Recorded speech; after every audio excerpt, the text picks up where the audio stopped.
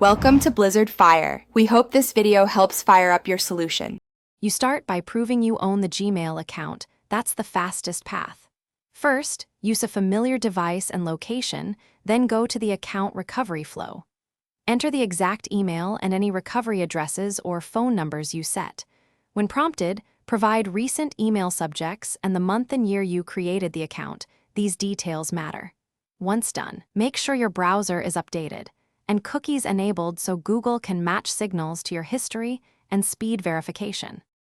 Next, focus on the detailed questions and verification codes. Accuracy wins. You will be asked for codes sent to recovery methods. Check SMS, recovery email, and authenticator apps immediately. If a code doesn't arrive, wait a minute before requesting again. Rate limits apply. When answering account questions, use the exact spellings and consistent capitalization you used originally. If you have backup codes or are logged into a linked device, use those sessions to approve access. They bypass many secondary checks. Once verification succeeds, immediately set a new strong password and enable two-step verification to prevent recurrence. You should review recent security activity and connected apps, removing anything unfamiliar.